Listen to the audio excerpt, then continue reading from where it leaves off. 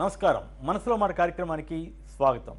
ఈరోజు మన విశిష్ట అతిథి 5 సార్లు శాసనసభకు ఎన్నికై రాష్ట్ర మంత్రిగా పనిచేసి ప్రస్తుతం వైఎస్ఆర్ కాంగ్రెస్ పార్టీ శాసనసభాపక్ష ఉపనేతగా ఉన్న చిత్తూరు జిల్లా స్ట్రాంగ్ మ్యాన్గా పేరొందిన శ్రీ పెద్దిరెడ్డి రామచంద్రారెడ్డి గారు. వారి మనసులో మాట తెలుసుకునే ప్రయత్నం చేద్దాం. రామచంద్రారెడ్డి గారు నమస్కారం. నమస్కారం. ముందుగా మీరు ఈ కార్యక్రమానికి వచ్చినందుకు ధన్యవాదాలు. మీకు స్వాగతం చెబుతూ, మీ రాజకీయ జీవితంలో చాలా ఆశ్చర్యకరమైన ఘట్టాలు కొన్ని ఉన్నాయి. ప్రధానంగా చంద్రబాబుతో విద్యార్థి దశలో రాజకీయాలు కానీ, ఆ తర్వాత మరో ముఖ్యమంత్రి అప్పట్లో ముఖ్యమంత్రి ఉన్న కిరణ్ కుమార్ రెడ్డి గారితో కానీ మీకు చాలా ప్రత్యక్ష పోరు ఉన్నట్లుగా అనేక ఘట్టాలు ఉన్నాయి. వాటి గురించి అసలు ముందుగా చంద్రబాబు గురించి ఏమిటి, మీ విద్యార్థి దశలో మీ ఇద్దరు రాజకీయాలు నడిపారంటారు? చంద్రబాబు గారు ఒక గ్రూప్కు నేపథ్యం అండ్ నాయకత్వం వహిస్తూ ఉన్నారు. మరి ఒక మెజారిటీ సెక్షన్కు నేను నాయకత్వం వహిస్తూ ఉన్నాను. మరి కాలేజ్ డేస్లో అయితే మేము కాంటెంపరీస్ కాదు. ఆయన మాకు పోస్ట్ గ్రాడ్యుయేషన్లో 1 year సీనియర్ మీకు. ఓకే. నేను సోషాలజీ చేసేవాడిని, అతను ఎకనామిక్స్ చేసేవాడు. ఓకే. మరి మెజారిటీ సెక్షన్స్ అందరూ కూడా నాకు మద్దతు ఇచ్చేవారు. ఆయన కూడా ఆ రోజుల్లో ఒక సెక్షన్కు నాయకత్వం వహిస్తూ రాజకీయాల్లో రాణించాలనే కోరికతో అప్పుడు యూత్ కాంగ్రెస్లో కూడా ఉండాడు. ఆయన కూడా 74-75లో నేను ఫైనల్ ఇయర్లో ఉన్నప్పుడు అతను పిహెచ్డీలో చేరి యూనివర్సిటీలోనే హాస్టల్లోనే ఉండేవాడు.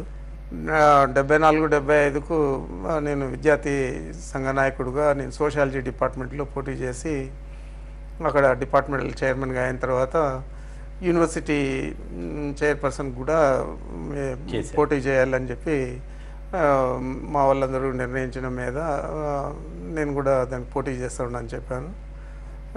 మరి చంద్రబాబు నాయుడు గారు ఆ రోజుల్లో నా మీద పోటీ పెట్టలేదు. ఓకే. ఆయన ఒక దేవరాజుల నాయుడు అని అదే డిపార్ట్మెంట్లో మాకు కాంటెంపరీగా ఉన్నాడు. దేవరాజుల నాయుడిని చైర్మన్ క్యాండిడేట్గా యూనివర్సిటీకి పెట్టేవాళ్ళ నా మీద అని చెప్పి అక్కడ డిపార్ట్మెంట్లో అతను ఎలెక్ట్ అయినాడు. ఓకే. అప్పుడు అతను పెట్టాలని చెప్పి ఆయన ప్రయత్నం చేస్తే నేను నేరుగా అడిగాను, దేవరాజులు కంటెస్ట్ చేస్తావా అంటే, అయ్యో నేను ఎందుకు చేస్తాను, నేను చేయడం లేదు నీ మీద అని చెప్పాడు. అదే ఫస్ట్ టైం మళ్ళీ లాస్ట్ టైం అనుకుంటా, ఫస్ట్ అండ్ లాస్ట్ అనుకుంటా. నేను యునానిమస్గా ఎలెక్ట్ అవ్వడం జరిగింది. సామాజిక వర్గాల మధ్య పోటాపోటీగా వాతావరణం కూడా ఉండేదా అని అనుకునేవారు. కానీ సామాజిక వర్గాల్లో ఆ రోజుల్లో ఏదైనా మనసులో మాట కాబట్టి ఓపెన్గా చెప్పాలి కదా, నాకు అందులో ఫ్రాంక్గా మాట్లాడేది నాకు అలవాటు. చెప్పండి, పర్వాలేదు. ఉన్నా కానీ ఆ రోజు ఒక మా సామాజిక వర్గానికి అన్ని సామాజిక వర్గాలు సపోర్ట్ చేసేటి. ఓకే. చంద్రబాబు నాయుడు సామాజిక వర్గం ఏదైతే ఆయన నాయకత్వం వహిస్తూ ఉన్నారో అది ఒకటిగానే ఉండేది. ఓకే. ఆ విధంగా ఆ రోజుల్లో ఆయన ఒక మైనారిటీ వర్గానికి నాయకుడుగా ఉన్నాడు. అంటే మీరు చంద్రబాబుని ఎద్దేవా చేస్తుండేవారని సిపిఐ నారాయణ గారు నాతోటి ఒక సందర్భంలో ఇంటర్వ్యూలో అన్నారు. నారాయణ నేను మేమంతా క్లోజ్ ఫ్రెండ్స్ అప్పుడు కూడా. ఓకే. క్లాస్మేట్స్. అప్పుడు కూడా నారాయణ మాతోనే ఉండేవాడు. అంటే చంద్రబాబు గారిని మీరు అంటే కొంత వ్యంగ్యంగా మాట్లాడుతుండేవారని ఆయన అన్నాడు. ఎంతవరకు వాస్తవం?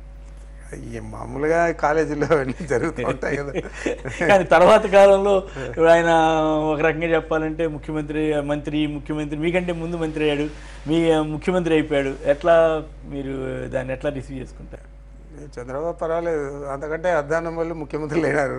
వాళ్ళ రిసీవ్ చేసుకున్నప్పుడు ఇతను రిసీవ్ చేసుకోవడం అంటే మీ ఫీలింగ్ ఏంటి అని నా ఫీలింగ్ ఒకటే. నాకు కూడా రామారావు లాంటి మామగారు నాకు కూడా మామ అంటే నేను కూడా ముఖ్యమంత్రి అయ్యేవాడిని. అంతే కదా, ఒక మామను మోసం చేయడం చాలా ఈజీ కదా. ఓకే. అట్లా వచ్చారు. అంటే ఆయన యూత్ కాంగ్రెస్ అట్లా ఆ మాటకు వస్తే ఆయన యూత్ కాంగ్రెస్లోకి వెళ్ళి ఎమ్మెల్యే కూడా అయిపోయాడు కదా, మరి మంత్రి అయ్యాడు కదా.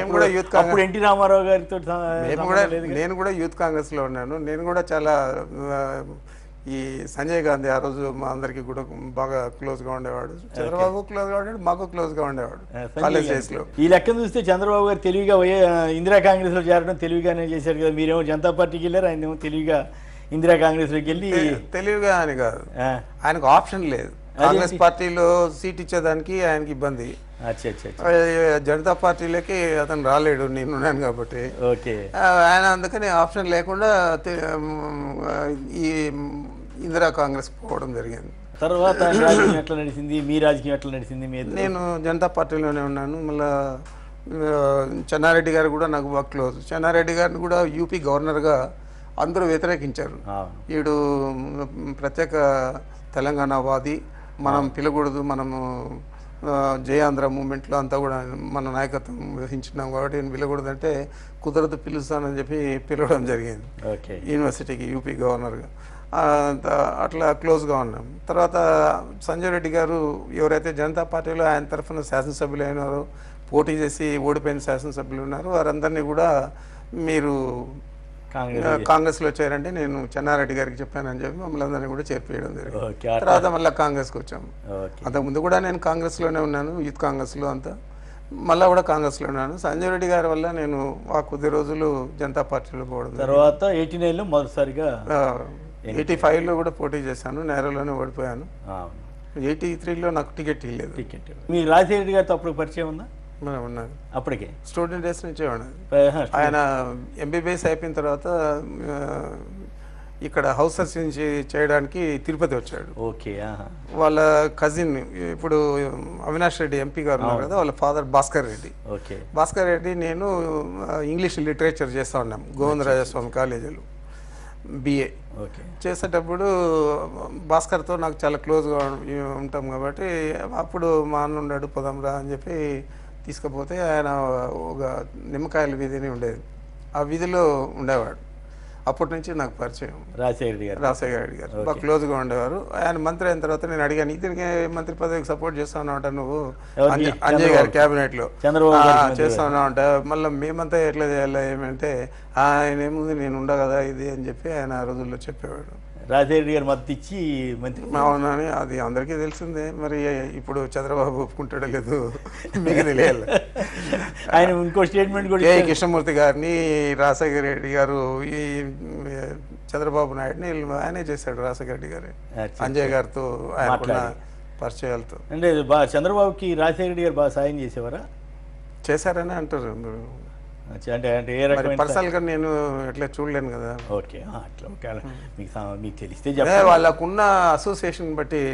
తర్వాత చాలా వ్యతిరేకతతోటి మాట్లాడుతుంటారు చంద్రబాబు గారు, అది ఎట్లా, అది ఎట్లా అంత ఫ్రెండ్ ఇంత వ్యతిరేకంగా గతంలో మాట్లాడేవాడు కాదు. ఓకే.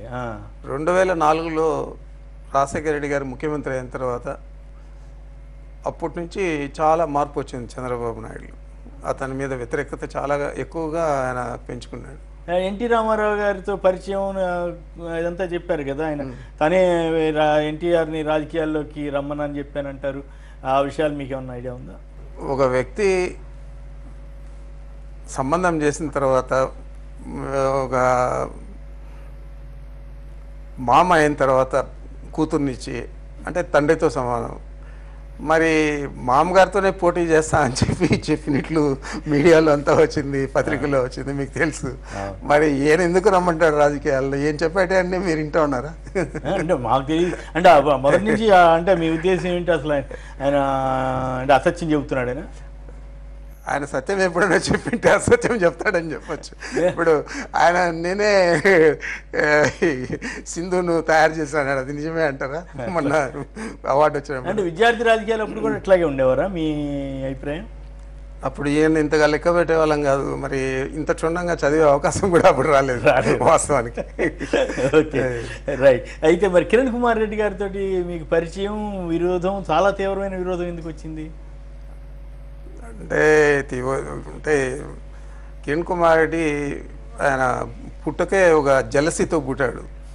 ఎవరైనా మీరు ఇప్పుడు ఈ కోట్ వేసుకున్నారంటే, ఓ నేను షర్ట్ వేసుకున్నా ఆయన కోట్ వేసుకున్నాడు అని చెప్పి ఇక మీ మీద మొదలు పెడతాడు. అంత తీవ్రవాది, తీవ్రమైన జలసి, ఈర్ష్య, ద్వేషాలు ఉన్న మనిషి. నాకు తెలిసి అంతకంటే గొప్ప వ్యక్తి ఎవరు ఉండరు. మరి ఆయనకు కారణాలు ఏవైనా నాకు తెలియదు, కానీ వాళ్ళ ఫాదర్ నాకు బాగా చాలా క్లోజ్గా ఉన్నారు, చాలా క్లోజ్గా ఉన్నారు. నాకు బాగా మద్దతు ఇచ్చేవాడు. ఆయన చనిపోయిన తర్వాత కిరణ్ కుమార్ రెడ్డి తల్లి గారు పోటీ చేశారు. పోటీ చేస్తే ఆ రోజు నేను మైసూరారెడ్డి కేవీపల్లి మండలానికి ఎలక్షన్ ఇన్ఛార్జిగా ఉన్నాం. ఇన్ఛార్జిగా ఉంటే మమ్మల్ని అరెస్ట్ కూడా చేశారు, పీలేరుకు తీసుకొచ్చారు అరెస్ట్ చేసి. తర్వాత నేను నా జీప్ ఒకటి వాళ్ళకి ఎలక్షన్కు ఇచ్చిన్నాను. ఇస్తే వాయిల్పాడులో ఏదో ఒక అబ్బాయిని తగిలిచ్చో ఎవరు చావలేదు, తగిలిచ్చో ఏదో చేస్తే వాళ్ళు అక్కడే పెట్టుకున్నారు బండి. నీకు ఎలక్షన్లో ఖర్చు లేకుండా ప్రచారం చేయడానికి డొనేషన్గా నేను బండి పంపిస్తే దాన్ని తిరిగి మళ్ళా ఇడిపించి పంపించాల్సిన బాధ్యత ఉంది కదా, అది కూడా చేయలేదు ఈ మహానుభావుడు. మరి అంత క్లోజ్గా ఉన్నాము, మరి అప్పుడు చేసాము. ఓడిపోయింది. ఆమె ఆయనతో నాకు పెద్ద పరిచయం లేదు. ఆయన ఎప్పుడు ఆయన హైదరాబాద్లో ఉండేవాడు, మేము ఎప్పుడు జిల్లాలో ఉండేవాళ్ళం. ఆ తర్వాత రోజుల్లో కిరణ్ కుమార్ రెడ్డి గారికి వ్యతిరేకంగా మీరు ప్రచారం కూడా చేశారు. ఆయన ముఖ్యమంత్రిని చేయొద్దని మీరు చాలా గట్టిగా పోరాడారు కదా. స్వయంగా కూడా సోనియా గాంధీ గారికి నేను బాగా క్లోజ్గా ఉండేవాడిని. ఓకే, కలిసి మాట్లాడాము. తర్వాత చెప్పాము, మా వాడు చాలా ఇబ్బంది అవుతుంది మీకు, పార్టీకి గతంలో 94లో 26 సీట్లు వచ్చాయి, ఇతను పెడితే నీకు 6 సీట్లు కూడా రావు అని కూడా చెప్పడం జరిగింది. అప్పుడే చెప్పాము.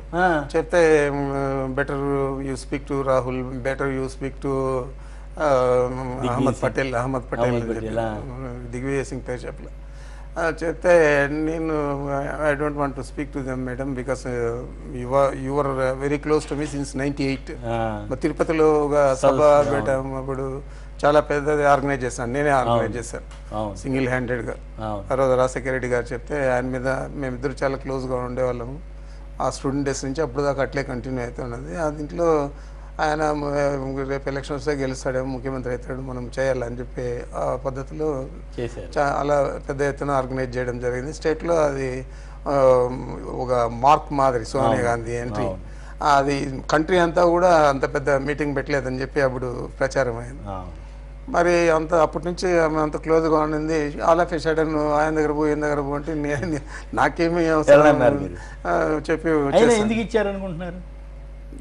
కేవలం అతను ఒక కాన్స్పిరేటర్ అని ముందే చెప్పాను. మా మీద రాసేది వ్యతిరేకంగా రాసేదే కాకుండా రోసయ్య గారి మీద వ్యతిరేకంగా రాయడం, తర్వాత ఇక్కడ గవర్నర్ గారు అతన్ని ప్రమోట్ చేయడం. ఎవరు? నరసింహన్ గారు చేశాడు. Maybe because of Chidambaram. Okay, Chidambaram connection చేయడం. తర్వాత రోజుల్లో నరసింహానికి కిరణ్ కుమార్ రెడ్డికి కూడా తగాదా వచ్చింది కదా లాస్ట్లో. అదే ఆయన రికమెండ్ చేసిన ఎమ్మెల్సీ క్యాండిడేట్. అదే మన బాగా ఉంది కదా, చేతులు కలిగిన కాకులు పట్టుకునేది. ఈ గవర్నర్ చేసిన తప్పు తెలుసుకునేదానికి అన్ని రోజులు పట్టింది. ఓకే, అయితే మరి అప్పుడు ఆ తర్వాత రోజుల్లో మీరు ఫైట్ కంటిన్యూ చేశారు. అప్పుడు మిమ్మల్ని బాగా ఇబ్బంది పెట్టేవాడా కిరణ్ ముఖ్యమంత్రిగా ఉన్నప్పుడు? నన్నేమి ఇబ్బంది పెడతాడు అంటే నేదర్ హీ ఈజ్ నాట్ అంటే neither he is a popular leader నార్ ఈ ఓస్ any respect in the district. ఏంటి నన్ను ఇబ్బంది పెట్టేది? అంతే, అంటే కేసులు పెట్టడం అట్లా ఏమన్నా పెట్టాడు కదా. మా కంపెనీ క్వాలిటీ చేయలేదు అని చెప్పి ఒక ఫేక్ రిపోర్ట్ తీసుకొని దాని మీద క్రిమినల్ కేసు పెట్టాలని చెప్పి విజిలెన్స్ కమిషనర్కి ఇస్తే అది విజిలెన్స్ కమిషనర్ మళ్ళీ ఇట్లా పోయి అట్లే ఉన్నది. ఇప్పుడు ఏదో మళ్ళీ అది డ్రాప్ అయింది. ఓకే, సో ఆ రకంగా ప్రయత్నాలు జరిగినాయి. చాలా ఇబ్బంది పెట్టాడు. గన్మ్యాన్లు తీసేశాడు. నాకు నేను శాసనసభ్యుడు అయినప్పటి నుంచి ఇప్పుడు దాకా 1+3 గన్మ్యాన్లు ఉండేవారు. ఆయన వచ్చిన తర్వాత మేము అప్పుడు జగన్మోహన్ రెడ్డి గారికి మద్దతుగా ఆ రోజు నో కాన్ఫిడెన్స్ మోషన్లో ఎవరైతే కాంగ్రెస్ నుంచి ఓట్లు వేసామో వాళ్ళందరూ డిస్క్వాలిఫై అయిన తర్వాత మేము శాసనసభ్యులుగా మా పదవి పోయిన తర్వాత గన్మ్యాన్లు కూడా తీసేసాడు. కానీ వాళ్ళ ఇంట్లో రెడ్ శాండిల్ బిజినెస్ చేసే వాళ్ళకు, కుక్కలకు, గాడిదలకు గన్మ్యాన్లు ఇచ్చాడు. రెడ్ శాండిల్ బిజినెస్ ఏంటి? రెడ్ శాండిల్ బిజినెస్ ప్రధానంగా వాళ్ళ కుటుంబం దాంట్లో ఇన్వాల్వ్ అయిందని చెప్పి మొత్తం జిల్లాకే కాకుండా రాష్ట్రానికి అంతా కూడా తెలుసు. వాళ్ళ తమ్ముడు చాలా మందికి సపోర్ట్ చేస్తాడు. తమ్ముడు? ఏ తమ్ముడు? రెండో తమ్ముడు పేరు కిషోర్ కుమార్ రెడ్డి. తర్వాత ఒక మాజీ ఎంపీ నాగేశ్వర రెడ్డి అని చెప్పి కేవీపల్లి మండలం ఆయన మీరు మళ్ళీ ఆరోపణ ఇద్దరు చేస్తున్నారు కానీ మరి ఎక్కడ ఇప్పుడు ఈ గవర్నమెంట్ వచ్చిన తర్వాత అడవుడు చేసింది కదా, మరి వాళ్ళెవరి మీద అట్లాంటి రాలేదుగా మరి. ఇప్పుడు దొంగ చేతికి బేగాలు ఇస్తే ఎట్లా మళ్ళా ఇల్లంతా సక్రమంగా ప్రొటెక్ట్ చేస్తాడా? చంద్రబాబు నాయుడు, కిరణ్ కుమార్ రెడ్డి ఇద్దరు ఒకరిలో ఒకరు. అదేంటి ఇద్దరు ఫ్రెండ్సా? ఇద్దరు ఫ్రెండ్స్ కాకపోతే ఓపెన్గా చంద్రబాబు నాయుడు ఆ రోజు ఒక ప్రతిపక్ష పార్టీ ఈ భారతదేశంలో ఎక్కడైనా జరిగిందో ఫస్ట్ ఆలోచన చేయాలి మీరు.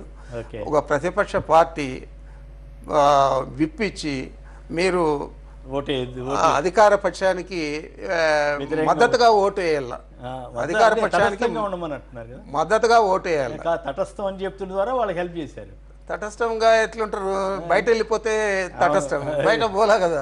అయినా కూడా తటస్థం అసెంబ్లీలో హాజరు కావాలా అని ఇస్తే దాని అర్థం ఏంది చెప్పారు. అవును, ఓకే, అట్లా తప్పనిసరిగా అసెంబ్లీలో హాజరు కావాలన్నారు. కిరణ్ కుమార్ రెడ్డి స్పీకర్ గా అయినప్పుడు కనీసం ఆయన వెళ్ళడానికి కూడా ఇష్టపడలేదు కదా వేదిక మీదకి తీసుకెళ్ళడానికి చంద్రబాబు ప్రపోజల్. అప్పుడు పరిస్థితి వేరే. రాజశేఖర రెడ్డి చనిపోయిన తర్వాత పరిస్థితి చాలా, చంద్రబాబు ఇద్దరు స్నేహితులు అయ్యారు. చంద్రబాబు మద్దతుతోనే 3.5 సంవత్సరము చాలా సాఫీగా ముఖ్యమంత్రిగా కొనసాగారు. మరి అప్పుడు ఆ సంగతి అధిష్టానానికి తెలియదా? కాంగ్రెస్ అధిష్టానానికి తెలుసు కదా. తెలియకనే మళ్ళీ ఒకసారి పిలిపించారు. మేము జగన్మోహన్ రెడ్డి గారితో పార్టీలో చేరిపోతూ ఉండాము అనే ఆలోచనతో నన్ను, ఇప్పుడు తెలుగుదేశం పార్టీలో ఉన్నాడు శిల్పా మోహన్ రెడ్డి గారు, మమ్మల్ని ఇద్దరిని పిలిపించారు. మీరు తొందరపడద్దు ఇది అని అహ్మద్ పటేల్ లేదు. సర్లే పర్వాలేదు మేడం కలిసాంలే అంటే మేడం కలిసాం. పోయి అహ్మద్ పటేల్ గారు ఉన్నారు, ఇంకొక ఆయన శిల్పా మోహన్ రెడ్డి గారు ఉన్నారు. వారి ముందరే నేను ఆ రోజు కూడా ముందే చెప్పాను మేడం మీకు 6 సీట్లు కూడా రావని చెప్పి ఇతని పెడితే 94లో 26 సీట్లు వచ్చాయి, ఈసారి 6 కూడా రావని చెప్పాను. మరి ఇతను తెచ్చిపెట్టి ఇతనికి మద్దతు ఇవ్వండి అని చెప్పి మమ్మల్ని పిలుస్తారు. ఇదే రకంగా న్యాయం ఇది. నేను I cannot support him madam, but I will be in Congress party, but I will not support him. అతను చేసే పిచ్చి పనులకంతా మేము మద్దతు ఇచ్చే క్వశ్చన్ లేదు అని చెప్పాను. ఆ రోజుల్లో అప్పుడున్న పరిస్థితుల్లో మోహన్ రెడ్డి గారు కూడా అన్న చెప్పేదంతా కరెక్టే అని చెప్పి అమ్మకు చెప్పడం జరిగింది. చెప్పారు. ఓకే. తర్వాత జరిగిన పరిణామాల్లో మీరు రాజశేఖర రెడ్డి గారి సన్నిహితులు, కానీ మొదటిసారి క్యాబినెట్లో ఎందుకు మీకు అవకాశం రాలేదు? అది ఈయన చీఫ్ విప్ అయిన తర్వాత అక్కడ కూడా కాన్స్పిరసీ. ఆయన చాలా క్లోజ్ అయిపోవడం, మా మీద అంతా చాడీలు చెప్పడం. ఒక చిన్న ఎలక్షన్ ఒకసారి ఏమన్నారంటే రాజశేఖర రెడ్డి గారు మీ ఇష్టం ఎవరినైనా పెట్టుకో అన్నాడు.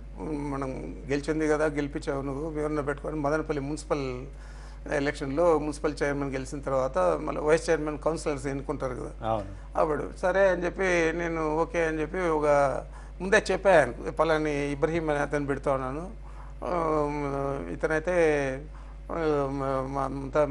9 మంది ముస్లిం కౌన్సిలర్స్ ఉన్నారు, మనకి ఇబ్బంది ఉండదు అని చెప్పినాను. చెప్తే అప్పుడు అంతా కూడా ఆయన ఓకే గో హెడ్ అని చెప్పాడు. తర్వాత ఏం జరిగిందో మరి కిరణ్ కుమార్ రెడ్డి గారు ఏం ఒత్తిడి చేశారు, ఎంత మేరకు ఒత్తిడి చేస్తారో మాకు తెలియదు. కానీ ఇప్పుడునే పరిస్థితుల్లో మనము ఇబ్రహీం వద్దు ఇంకోని పెట్టాలా అన్నాడు. నేను మాట చెప్పినాన్న, నేను మాట వెనక్కి తీసుకోలేను, నా నుంచి కాదని చెప్పి ఇంకా అక్కడ డిఫర్ అయినాము. రాజశేఖర్ గారితో డిఫర్ అయిన తర్వాత ఎలక్షన్ జరిగింది. ఒకసారి 2 సార్లు పోస్ట్ పోన్ చేయించారు. 3వసారి కంపల్సరీ ఎలక్షన్ జరగాలి కాబట్టి ఎలక్షన్ జరిగిన తర్వాత మళ్ళీ నా అభ్యర్థి వైస్ చైర్మన్ అయ్యాడు, గెలిచాడు. ఇంకా అప్పుడు ఇంకా కొద్దిగా వైడెన్ అయిపోయింది. తర్వాత ఆయన పాదయాత్ర చేసేటప్పుడు నేను మనకేమో ఇష్టమే కానీ మనకు సరైన ప్రాధాన్యత లేదు, ఆయన పిలువలేదు, ఆయన తరఫున ఎవరు పిలువలేదు, ఎందుకులే అని మనం మన జిల్లాలో చేసుకున్నాంలే అని చెప్పి నేను కుప్పం నుంచి సత్యవేడు దాకా మళ్ళీ పాదయాత్ర అప్పుడే చేశాను. అప్పుడే చేశాను. అది దానివల్లే మాకు అప్పుడు స్టేట్లో నల్గొండ తర్వాత మా హైయెస్ట్ సీట్స్ వచ్చాయి. అవును, నేను 9 సంవత్సరాలు చంద్రబాబు ముఖ్యమంత్రిగా ఉన్నప్పుడు 9 సంవత్సరాలు నేను జిల్లా కాంగ్రెస్ అధ్యక్షుడిగా ఉన్నాను. ఎప్పుడు కూడా చంద్రబాబు దేంట్లో కూడా మెజారిటీ రాలేదు. ఎట్లా చిత్తూరు స్ట్రాంగ్ మ్యాన్ గా ఎట్లా పేరు పొందారు? ప్రజలే అంతే, ఏముండదు అంతే, నా మీద ఉండే నమ్మకం, కాన్ఫిడెన్స్ మొత్తం. అంటే కాంగ్రెస్ లో ఒక బలమైన గ్రూప్ కి మీరు నాయకత్వం ఇస్తుండేవాళ్ళు కదా. ఎట్లా ఎంతో ఎమ్మెల్యే మెజారిటీ ఎమ్మెల్యేలు కూడా మీ పక్షమే ఉండేవారు. అయినా మరి రాజశేఖర రెడ్డి గారు ఎందుకు కిరణ్ కుమార్ రెడ్డికి ఆప్ట్ చేశారు? అంటే అప్పుడు స్పీకర్ అనండి, లేదా ముందు చీఫ్ విప్ ఇచ్చారు, తర్వాత స్పీకర్ ఇచ్చారు. స్పీకర్ ఇచ్చినప్పుడు నేను మంత్రి అయిపోయారు. నాకు మంత్రి అయ్యాలని అతనికి స్పీకర్ ఇచ్చారు. అచ్చా ఇద్దరికి కాంప్రమైజ్ చేసే వర్కౌట్ అయింది. సో రెండోసారి మీ రాజశేఖర రెడ్డి గారు అప్పుడు ఇవ్వడం అంటే ఆయనకు తెలుసు మనము తర్వాత మనం అన్యాయం చేస్తా ఉన్నాం రామచంద్ర అనేవారు ఎప్పుడన్నా? నాతో అనలేదు. అంటే ఇది పొలిటికల్ డెసిషన్ అని చెప్పి మా చైర్మన్ జడ్పీ చైర్మన్ అడిగితే తిరుమలలో పొలిటికల్ డెసిషన్ నాకు లేకపోతే ఏమి ఇబ్బంది ఏం లేదు, పొలిటికల్ డెసిషన్ అని చెప్పి చెప్పాడంట రెడ్డమ్మ అని చెప్పి. ఆమెను కూడా ఒక ఓటుతోనే అప్పుడు చంద్రబాబు నాయుడు గవర్నమెంట్లో నేను జడ్పీ చైర్పర్సన్గా గెలిపించాను. Okay right. ఇప్పుడు తర్వాత రోజుల్లో జరిగిన పరిణామాలు, మీరు ఎందుకు మన కాంగ్రెస్ని వదిలి రాలేదు? రాజశేఖర రెడ్డి గారు అబ్బాయి జగన్ పార్టీ పెట్టినమ్మటే ఎందుకు రాలేకపోయారు? ఫస్ట్ రాజశేఖర రెడ్డి చనిపోయిన రోజు ఎవరైనా ఒక స్ట్రాంగెస్ట్ స్టేట్మెంట్ ఇచ్చారంటే క్యాబినెట్లో ఉండేవాళ్ళు కానీ లేకపోతే ఇతర నాయకులు కానీ ఎవరు కూడా వేయలేదు ఎక్సెప్ట్ మైసెల్ఫ్. ఆ రోజు నేను చెప్పాను, జగన్మోహన్ రెడ్డి గారిని ముఖ్యమంత్రిని చేయాలా, దట్ ఈజ్ అవర్ డిమాండ్. ముఖ్యమంత్రిని చేయలేని పక్షంలో పార్టీ వదిలి వెళ్ళిపోతాను, పార్టీ వదిలి వెళ్ళిపోయేదే కాకుండా ఇంకా ఎవరైనా శాసనసభ్యులు వస్తే కూడా వారిని కూడా తీసుకెళ్ళి జగన్మోహన్ రెడ్డికి మద్దతు ఇస్తామని చెప్పాను. మరి అయినా కూడా ఎందుకు కాంగ్రెస్ పార్టీలో 145 మంది ఇచ్చినా కూడా ఎందుకు జగన్ గారికి ఇవ్వలేదంటారు? అదే అంటే పోగాలం దాపరించినప్పుడు మంచి బుద్ధి పుట్టదు కదా ఎవరికైనా. అంతేనండి, వేరే అదే ఇప్పుడు అంతా చూస్తామంటే ఈ సీక్వెన్సెస్ అంతా కాంగ్రెస్ పార్టీని నాశనం చేసేదాకా సోనియా గాంధీ కానీ రాహుల్ గాంధీ కానీ నిద్రపోయే పరిస్థితి లేదు కదా. అంతే, అట్లా ఆ పరిణామక్రమంలో రోసీ గారితో బాగానే ఉన్నట్టున్నారు మీరు. కొంత రోసయ్య గారు నాతో ఎప్పుడు బాగానే ఉంటారు, ఇప్పుడు బాగానే ఉంటారు, అప్పుడు అయ్యారు కదా. ఆయన ఉన్నప్పుడు ఉన్నారు. తర్వాత కిరణ్ కుమార్ రెడ్డి గారు ఎట్లాగో మీకు అవకాశం ఎందుకు అదంతా ఉండను కూడా ఉండాము కదా, అదే ఉండరు కదా, ప్రయత్నం కూడా చేయలేదు. మరి ఆ తర్వాత కిరణ్ కుమార్ రెడ్డి గారు వచ్చిన కొంతకాలానికి మీరు కండిషన్స్ పెట్టి అక్కడ కాంగ్రెస్తో ఆ తర్వాత జగన్ దగ్గరికి వచ్చారు కదా. కండిషన్స్ ఏం పెట్టలేదు అక్కడ, మీరు ఫలానా చేయండి, కిరణ్ కిరణ్ పార్టీలో ఇతను ముఖ్యమంత్రిగా ఇతన్ని కంటిన్యూ చేస్తే కాంగ్రెస్ పార్టీ ఉండదు, మీరు ఇప్పుడైనా రియలైజ్ చేయండి, ఇప్పుడైనా ఇప్పుడు నన్ను ముఖ్యమంత్రిని చేయాలని నేను అడగడం లేదు, మీరు అవునన్నా కాదన్నా జగన్మోహన్ రెడ్డి గారు స్ట్రాంగ్ పర్సన్, ఆయన తీసుకోండి, మీరు ఇప్పుడైనా మించిపోయింది లేదు, ముఖ్యమంత్రిని చేయండి, ముఖ్యమంత్రి అయితే ఆయన కాంగ్రెస్ పార్టీ బతుకుతుంది స్టేట్లో, లేకపోతే బతకదు అని చెప్పి చెప్పడం జరిగింది. మీరు చెప్పినట్టే జరిగింది చివరికి. మరి జగన్ గారి మీద అప్పుడు కేసులు రావటం వాటి గురించి మీరు ఒక మంత్రిగా కూడా, అంటే అఫ్ కోర్స్ మీరు మంత్రిగా ఉన్న టైంలో రాలేదు అనుకుంటే, తర్వాత కాలంలో అంతగా ఉన్నప్పుడు అప్పటికి ఇంకా కేసులు ఇలాంటి ప్రయత్నాలు కూడా ఏం జరగలేదు. మరి ఇప్పుడు తర్వాత ఎందుకు జరిగింది అనుకుంటున్నారు? ఏంటి అది మీకేమి ఇబ్బంది లేకపోతే చెప్పండి. నాకేం ఇబ్బంది ఏం లేదు. ఒకవేళ దీనికి మెయిన్ రీజన్ వచ్చి ఇతన్ని కిరణ్ కుమార్ని ముఖ్యమంత్రిని చేసేటప్పుడే అక్కడ కాంగ్రెస్ హైకమాండ్లో ఒక మాట తీసుకొని ఉండొచ్చు, మనము ఇతన్ని ఇబ్బంది పెడతాము జగన్మోహన్ రెడ్డిని, మళ్ళీ పరిగెత్త వస్తాడు, మీ కాళ్ళు పట్టుకుంటాడు, ఆ విధంగా నేను చేస్తాను, నన్ను ముఖ్యమంత్రిని చేయండి, నేను యువకుడిని, ఉత్సాహవంతుడిని, రాయలసీమ జిల్లాల నుంచి వచ్చాను, నేను చాలా పాపులర్ లీడరు, అదే నేను ఎట్లా అంటే జిల్లాలన్నీ కూడా మారిపోతాయి అని చెప్పిండొచ్చు. మరి అదేవిధంగా ఆయన ఇక్కడ చేసిన ప్రయత్నం కూడా మీకు తెలుసు, ఈ కేసులన్నీ రావడం ఇవన్నీ కూడా మీరు ఒక కిరణ్ కుమార్డే లేదా కాంగ్రెస్ హైకమాండ్ చేసిందని నేను అనుకోవడం లేదు, మీరేమనుకుంటున్నారో నాకు తెలియదు. కానీ Kiran Kumar Reddy in conveyance with Chandrababu Naidu ఇద్దరు కలిసి కుట్ర చేసి ఈ సిబిఐ కేసులందరినీ ముందరికి తీసుకురావడం కానీ, ఆయన అరెస్ట్ చేసి 16 నెలలు జైల్లో పెట్టడం కానీ, ఇది చాలా కుట్రపూరితంగా జరిగింది ఈ వ్యవహారం అంతా కూడా. మొదటి నుంచి కూడా తను ఫస్ట్ టైం శాసనసభ్యుడు అయినప్పటి నుంచి కూడా ఒక కాన్స్పిరేటర్ మాదిరే అతను వ్యవహరించాడు.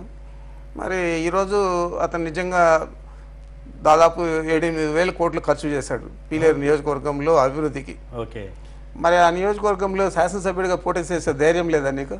ఎందుకు చేయలేదు? మరి ఎందుకు మీరే అడగల ఆయన?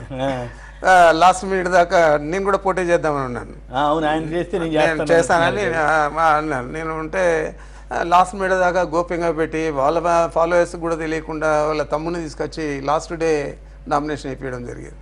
ఓకే సరే, ఆయన మరి వేయించావు, మరి ఇంత అభివృద్ధి చేసావు, నువ్వు అంత ప్రజా కంటకుడు కాకపోతే ప్రజాహిత నేత అయితే కనీసం ఒక శాసనసభ్యుని గెలిపించుకోలేవు, ఒక పార్టీ పెట్టావు, చెప్పులు మెడకేసుకున్నావు, నాది ఇదే పార్టీ అని చెప్పి ఆయన ఏదో బీజేపీలో చేరతారని అదని ఇదని అంటున్నారు.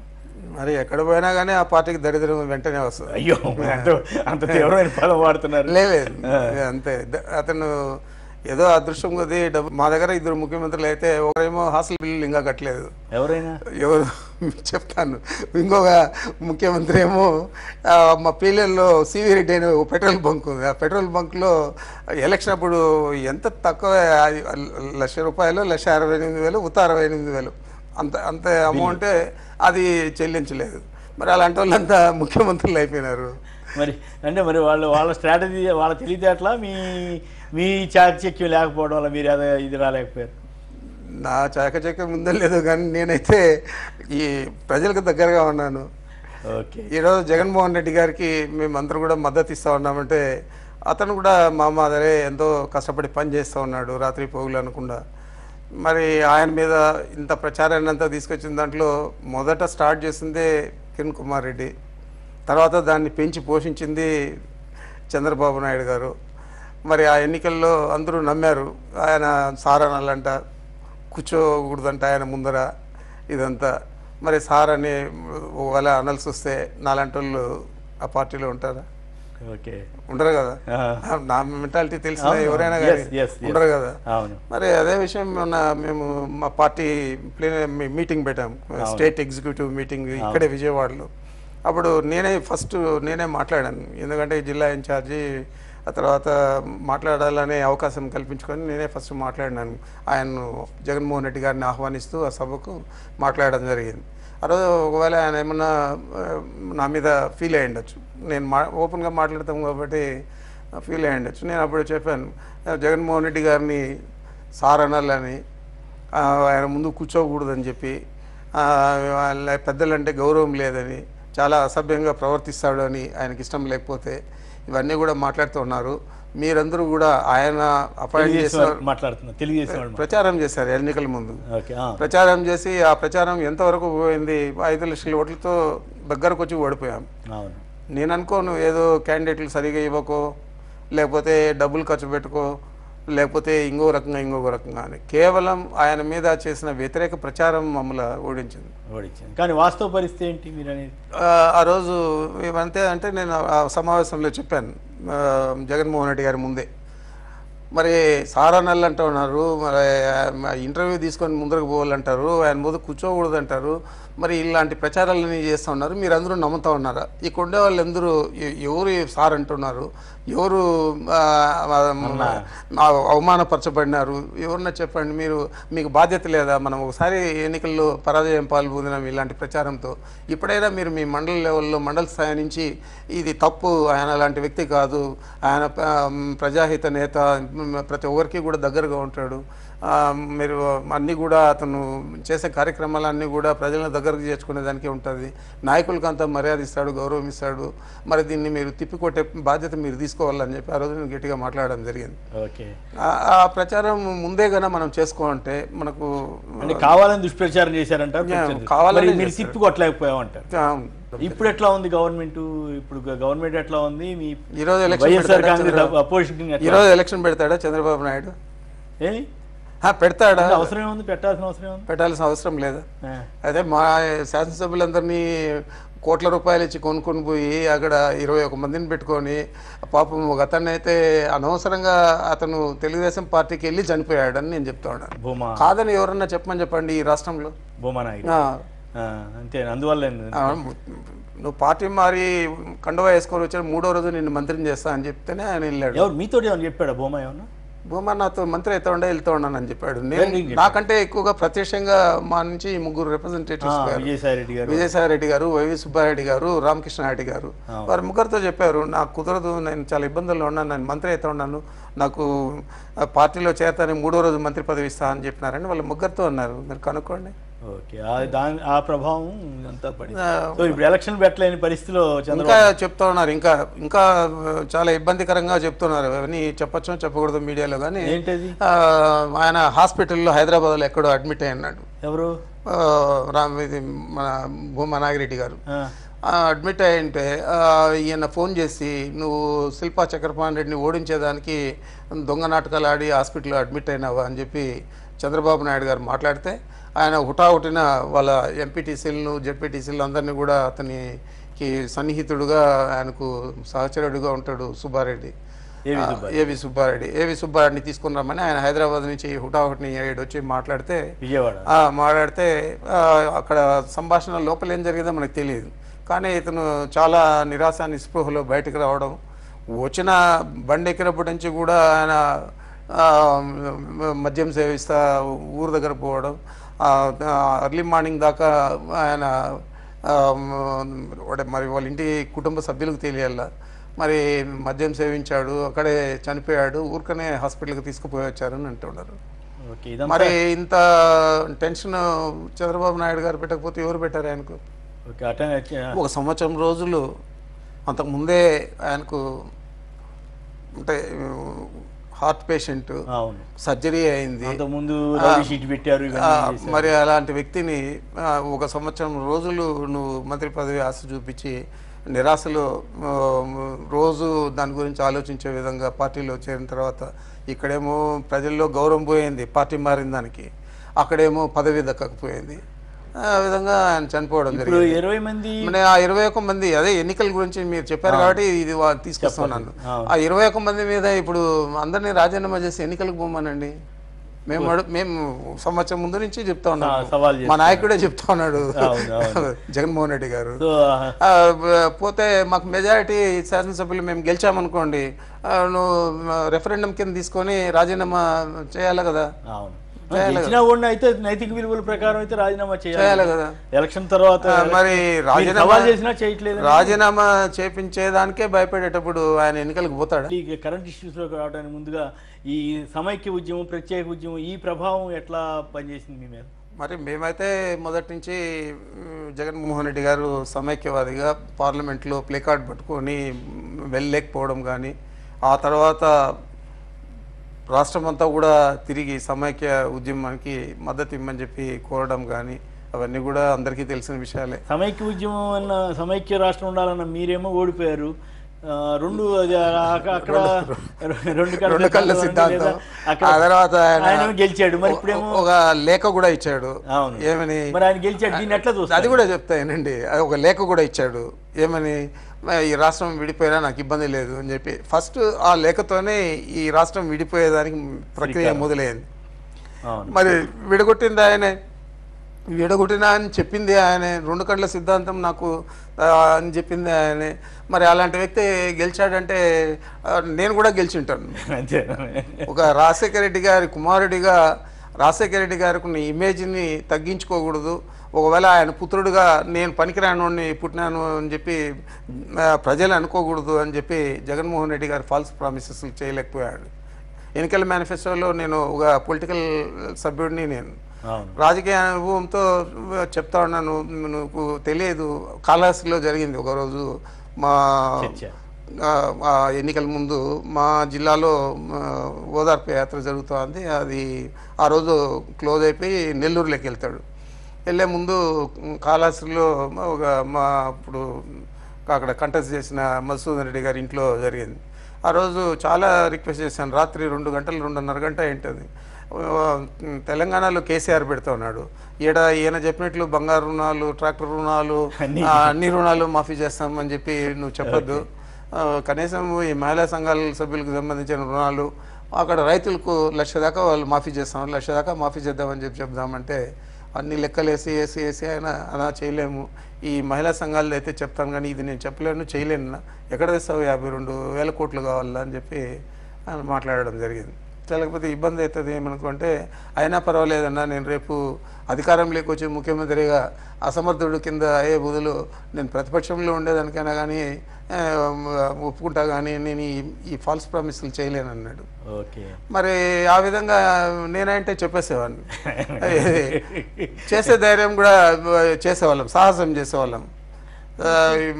మరి ఈరోజు రైతుల బాధలంతా కూడా రాష్ట్రం అంతా కూడా మీరు చూస్తూ ఉన్నారు.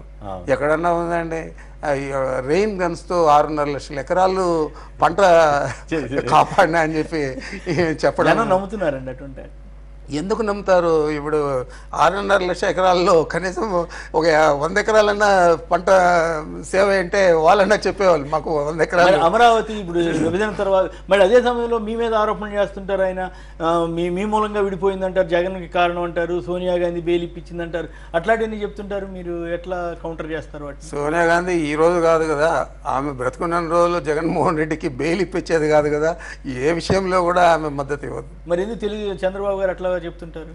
చంద్రబాబు ఇప్పుడు నేను దొంగతనం చేశాను, మీరు చూస్తూ ఉన్నారు, మీరు అరిచే బదులు నేనే దొంగ దొంగ అని పరిగెత్తా ఉంటాను, ఆడాడం ముందర పోతాడు దొంగ అనుకుంటారు.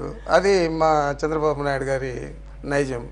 ఓకే, ఈరోజు పరిస్థితి చూస్తే రైతులకు చెప్పాడు, 100 పేజీల మేనిఫెస్టోలో కనీసం ఒక 1000 అబద్ధాలు చెప్పారు.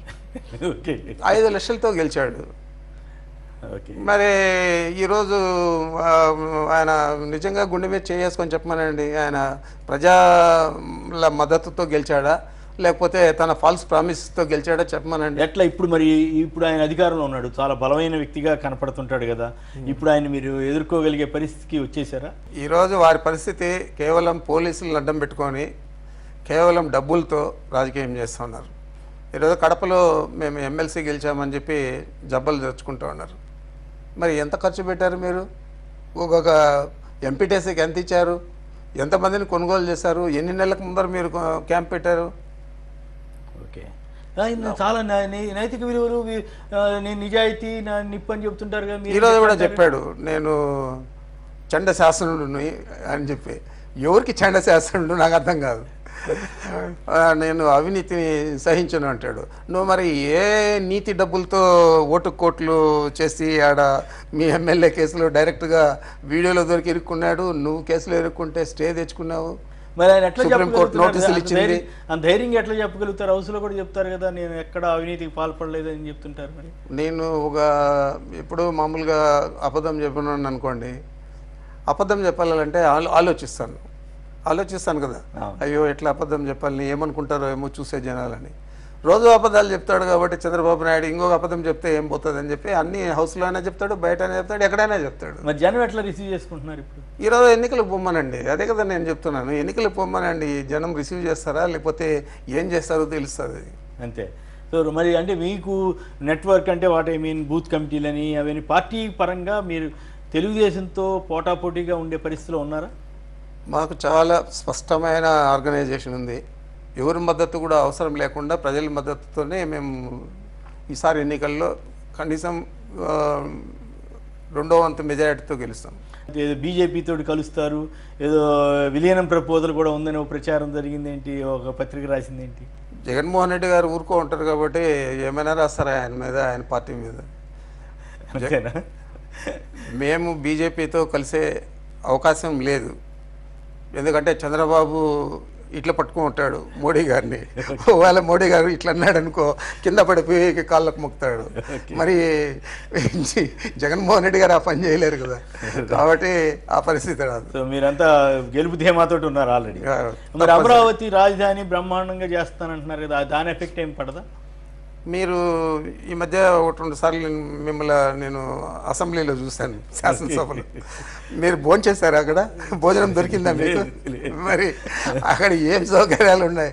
ఒక హోటల్ పెట్టేదానికి ఇంకెన్ని సంవత్సరాలు పడుతుందో, ఒక హాస్పిటల్ కట్టాలంటే ఎన్ని సంవత్సరాలు పడుతుందో, ఒక విద్యా సంస్థ రావాలంటే ఎన్ని సంవత్సరాలు పడుతుందో. ఆయన కూడా చెప్తున్నాడు కదా, ఒక టెంపరీ శాసనసభ, టెంపరీ సెక్రటేరియట్ అని. మరి టెంపరీ వాటికి ఇన్ని రోజులు కాలం వృధా చేయాల 3 సంవత్సరాలు.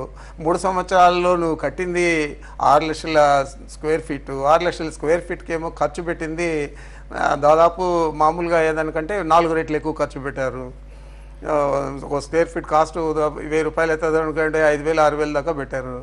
మరి వారు కూడా ఇంకా అక్కడ పెద్ద సిటీని చేస్తాము, సింగపూర్ చేస్తాము, జపాన్ చేస్తామంటే ఈ నమ్మేవాళ్ళు నమ్మచ్చు అంతే. కానీ వాస్తవం కాదు. మీలాంటి వారు అక్కడ వచ్చి చూస్తే మీకు అప్పుడు దాకా చాలా గొప్పగా ఉంది ఇక్కడ అడ్మినిస్ట్రేషన్ అని వస్తారు. అక్కడ టీ కూడా దొరకదు కాబట్టి ఆకలి అయితే ఎందుకు వచ్చాము వీడికి అని అనిపిస్తుంది. రైట్. ఇక మీ వ్యక్తిగత జీవితంలో మీ బాల్యం, మీ అనుభూతులు చెప్పండి. బాల్యం అంటే నా నేపథ్యం ఒక వ్యవసాయ కుటుంబం నుంచి వచ్చాను. మా తండ్రి గారికి నేను పెద్ద కుమారుడు. మాది అప్పుడు అంటే పల్లెల్లో అంతా ఉంటుంది కదా, మా ఇంట్లో అందరూ కూడా పెద్దగా చదువుకోలేదు కాబట్టి 6th క్లాస్కి వచ్చాను నేను. 6th క్లాస్కు మా ఊరు నుంచి 2 కిలోమీటర్లు 3 కిలోమీటర్లు దగ్గర రోజు నడుచుకొని పోయేవాళ్ళు. అక్కడ పోతానే మా చిన్నాయనలు ఇద్దరు, ఇప్పుడైతే అందరూ నా దగ్గరలోనే ఉన్నారు, నా సంరక్షణలోనే ఉన్నారు, నేనే చూసుకుంటా ఉన్నాను అందరినీ కూడా. ఇప్పుడు మేము వేరే పోవాలని చెప్పి అందరూ కుటుంబం అంతా కూడా డివైడ్ అయిపోయింది. తర్వాత మా తండ్రి గారు అట్లే మమ్మల్ని చదివించడం, మాకంతా కూడా బాగా ఇబ్బందులు లేకుండా చూశాడు. రాజకీయాల్లో వదిలిపోతూ ఉండవా, నువ్వు ఏం చదువుతూ ఉండవు, ఏం చదవలేదు, ఎప్పుడు అడగలేదు. మేము మా స్వయం కృషితో ఆప్ చేసుకొని పలాంది చదవాలా, పలాంది చదివితేనే బాగుంటుంది అట్లా చేస్తూ వచ్చాము. యూనివర్సిటీలో ఒక విద్యార్థి నాయకుడిగా ఎదగడము, ఆ తర్వాత ప్రత్యక్ష రాజకీయాల్లోకి రావడం అంతా అవ్వడం. మాకు మా వైఫ్, నేను, మీ వైఫ్ ఆమె కూడా MA సోషాలజీ చేస్తున్నది. మేమిద్దరు అంటే ఒక రకంగా ప్రేమించి పెళ్లి చేసుకున్నట్లే.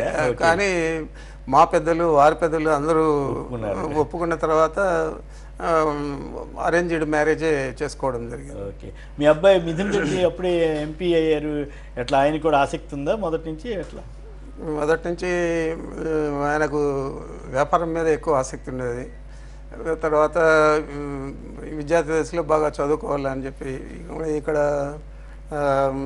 బీటెక్ అంతా చేసిన తర్వాత UK పోయి MBA చేసి మళ్ళా తిరిగి వచ్చిన తర్వాత ఇంకా జగన్మోహన్ రెడ్డి గారితో ఆయనకు పరిచయం ఏర్పడడం, మరి ఆయన ప్రోద్బలంతో ఆయన పార్లమెంట్ సభ్యుడిగా పోటీ చేయడం, అదంతా కూడా జగన్మోహన్ రెడ్డి గారి వల్లే అతను పార్లమెంట్ సభ్యుడు కావడం జరిగింది. మీ ఒక బాబేనండి ఇంకా ఉన్నారు? నాకు ఇంకొక అమ్మాయి ఉంది. అమ్మాయి కూడా మ్యారీడ్, ఒక బాబు ఆమెకు. ఈయనకు ఒక అబ్బాయి, ఒక అమ్మాయి. సో పాప ఏమో రాజకీయాల్లోకి రాలేదు? లేదు, ఆవిడ మామూలు హౌస్ వైఫేనా? House wife. అచ్చా. ఇక మీకు బాగా నచ్చిన సీఎం ఏ సీఎం తోటి ఎట్లా మీరు చూస్తారు? ఏ సీఎం ఏ స్థాయిలో పనిచేశారని? మీరు కాంగ్రెస్ ముఖ్యమంత్రులనండి, ఎట్లా కాంగ్రెస్ ముఖ్యమంత్రుల గురించి చెప్పండి. కాంగ్రెస్ ముఖ్యమంత్రులు అంటే మేము రాజశేఖర రెడ్డి గారితో ఉండి అందరూ ముఖ్యమంత్రులకు వ్యతిరేకంగా ఉన్నాం. అంతే. రాజశేఖర రెడ్డి గారు బాగా పనిచేశారు. తక్కువ సమయంలో ఆయన నన్ను కూడా అసెస్ చేశాడు, నా క్యాపబిలిటీస్ అసెస్ చేశాడు. ఇచ్చిన పోర్ట్ఫోలియో ఎంత మంచిది కాకపోయినా హౌ ఐఎమ్ డూయింగ్ అనేది అప్రిషియేట్ చేశారు. ఓకే. అంటే మీరు అనేక ముఖ్యమంత్రులు చూశారు కదా, 89 నుంచి చూశారు. చెన్నారెడ్డి గారు, నేదురుమల్లి, కోట్ల, ఇట్లా వీళ్ళలో మీకు ఎట్లా మీరు ఎట్లా పోలుస్తారు? అంటే best of the best administrator వచ్చి రాజశేఖర రెడ్డి గారు. ఎందుకంటే ఉక్త అడ్మినిస్ట్రేషన్ ఒక IAS ఆఫీసర్ మాదిరి చేసేది కాదు కదా. అడ్మినిస్ట్రేషన్ చూస్తూ ప్రజారంజక పాలన చేయాలంటే is the best. Rajasekhara Reddy గారు, చంద్రబాబు గారు, ఎట్లా వీళ్ళిద్దరి మధ్య తేడాని ఎట్లా మీరు గుర్తిస్తారు? నక్కకు నాగలోకానికి. అయ్యో, అంత తీవ్రంగా? అంతకంటే ఇంకా పెద్ద పదం ఉంటే అది కూడా చెప్పాలి. చంద్రబాబు, NTR వీళ్ళిద్దరిని దగ్గరగా చూశారు కదా, ఆయన ముఖ్యమంత్రిగా ఉండగా చూశారు, ఈయన ముఖ్యమంత్రి. ఏమిటి తేడా, ఏమిటి అబ్జర్వ్ చేసి? చంద్రబాబు ముఖ్యమంత్రిగా ఉన్నప్పుడు నేను శాసనసభ్యుడిగా ఉన్నాను ప్రతిపక్షంలో. రామారావు గారు ఉన్నప్పుడు కూడా ఉన్నాను. బట్ రామారావు గారు ఒక ధీశాలి. నేను సపోజ్ అంటే మనం ఇప్పుడు తెలుగుదేశం పార్టీలో లేము. రామారావు గారికి వ్యతిరేకంగా కూడా మేము కరెంట్ ఛార్జీలు పెంచినప్పుడు, బస్ ఛార్జీలు పెంచినప్పుడు ధర్నాలు ఇవేవి కూడా చేయడం అంతా జరుగుతూ ఉన్నది. కానీ అతను ప్రజలకు మంచి జరుగుతుంది అనే దాంట్లో వెనుక ముందు చూడకన్నా వెళ్ళిపోయి దాన్ని మనం సాయం చేయాలని చెప్పి లెక్కలో పోయాడు. ఓకే. చంద్రబాబు నాకు ఏం మంచి జరుగుతుంది, ప్రజల దగ్గర నుంచి నేనేం తీసుకోవచ్చు అని వెనుక ముందు చూడకుండా ఆయన పోతున్నాడు. అంతే తేడా, ఏం లేదు. ఓకే. చాలా మందిని అట్రాక్ట్ చేసే క్రమంలో మిమ్మల్ని కూడా ఏమైనా అట్రాక్ట్ చేయడానికి ప్రయత్నం చేశారా చంద్రబాబు గారు కానీ తెలుగుదేశం వారు కానీ? నన్న అంటే మీరు వస్తే మొత్తం మీకు అక్కడ టీడీపీకి ఎదురుండదని అట్లా అడిగా? మేము ఫస్ట్ శాసనసభ్యులు అయ్యాము. నాకు రోజు నేను హైదరాబాద్లో ఉన్నాను, సిఎల్పి మీటింగు అక్కడ పెట్టారు ఇడుపులపాయలు. బెంగళూరుకి వచ్చి బెంగళూరు నుంచి వెళ్ళాను. నేను పోవడంలో కొద్దిగా ఆలస్యమైంది. అప్పుడే టీవీ 9లో ఇట్లంతా స్క్రోలింగ్ చేశారు, గైర్ హాజరైన పెద్దిరెడ్డి లెజిస్లేచర్ పార్టీ మీటింగ్ అని చెప్పి మరి నేను వెళ్ళాను. మళ్ళీ నాకు 2014 మళ్ళీ నాకు మాట్లాడేదానికి అవకాశం నేను వచ్చినప్పుడు నేను మాట్లాడినాను. జగన్మోహన్ రెడ్డి గారు ఏమన్నా ఏదేదో స్క్రోలింగ్ వచ్చిందంటే ఇందాక టీవీ 9లో నాకు వచ్చేదానికి ఆలస్యం అయింది, అందుకని ఆలస్యంగా వచ్చాను, లేకపోతే ఇంక వేరే ఏం లేదు. ఒకవేళ జగన్మోహన్ రెడ్డి గారు ఏమన్నా చంద్రబాబుతో చేరుతారేమో కానీ నేను కూడా చంద్రబాబుతో చేరుతా అనుకుంటే అబద్ధము. ఆయన చేరినా కూడా నేను చేరను చంద్రబాబుతో అని చెప్పాను. అంత కమిట్మెంట్ తోటి ఉన్నారు? చెప్పాను, మన లీడర్ ముందే చెప్పాను, మన శాసనసభ్యులు పార్లమెంట్ సభ్యులు అందరూ ఉన్నారు. ఓకే. ఈ మొత్తం మీద చూస్తే ఓవరాల్గా ఈ రెండు పార్టీలు, ఇప్పుడు జనసేన పవన్ కళ్యాణ్ రాబోతున్నాడు, ఆయన ప్రభావం ఎట్లా ఉంటుందంటే? మరి ఎవరు ఆయన వెనకాల ఉన్నారు, ఎవరు ప్రోద్బలం చేస్తూ ఉన్నారు ఇప్పటికే జనాలకంతా కూడా అర్థమైపోయింది. మరి యాంటీ ఎస్టాబ్లిష్మెంట్ ఓటు కోసం ప్రయత్నం చేస్తూ ఉన్నారు. ఆయన పెడితే తెలుగుదేశం పార్టీకి చాలా మంచి మెజారిటీ వస్తుంది అని చెప్పి. బట్ నా అభిప్రాయం, ఆయన ఎన్నికలకు నిజంగా ఆయన చిత్తశుద్ధితో పోటీ చేస్తే తప్పనిసరిగా మాకు మంచి మెజారిటీ వస్తుంది ప్రతి నియోజకవర్గంలో కూడా. గత ఎన్నికల్లో మీకు తెలియంది కాదు, కమ్యూనిటీ పరంగా తీసుకుంటే దాదాపు 100% కాపులందరూ కూడా తెలుగుదేశం పార్టీకి మద్దతు ఇచ్చారు కిందసారి మొన్న 2014 ఎలక్షన్లు. అలాంటి చెడ్డ రోజులు వైఎస్ఆర్ కాంగ్రెస్ పార్టీకి ఇంకా మీదట రావు. ఎంత తీసుకున్నా మాకు 50% కాపులు ఈసారి ఓట్లు వేస్తారు. ఎందుకంటే అది కూడా మా చంద్రబాబు దయ మాకు. కాబట్టి ఈసారి మాకు ఏ విధంగా చూసినా కానీ ఆయన పార్టీ పెడితే ఇంకా ఎక్కువ మెజారిటీ చాలా నియోజకవర్గాల్లో వస్తాయి. ఫైనల్గా ఆంధ్రప్రదేశ్ ప్రజలకు మీరు ఇచ్చే సందేశం? నేను ఒకటే చెప్తున్నాను, ఒక నిబద్ధత గల నాయకుడిని మీరు ఈ రాష్ట్రానికి అధినేతగా తెచ్చుకోండి. నిబద్ధతతో ఏది చెప్తే అది చేసేవాళ్ళు, అలాంటి వాళ్ళను ఎన్నుకోవాలి తప్ప మీరు ఏదో మేనిఫెస్టోలో పెట్టేశాడు మా ఇల్లంతా కూడా బంగారమయమైపోతుంది అని ఆలోచన చేసి మోసపోయి తిరిగి మళ్ళా తప్పు చేయొద్దండి అని చెప్పి రాష్ట్ర ప్రజలను 2 చేతులు ఎత్తి నేను నమస్కరిస్తూ అర్థిస్తూ ఉన్నాను. ఇది శ్రీ పెద్దిరెడ్డి రామచంద్రారెడ్డి గారి మనసులో మాట.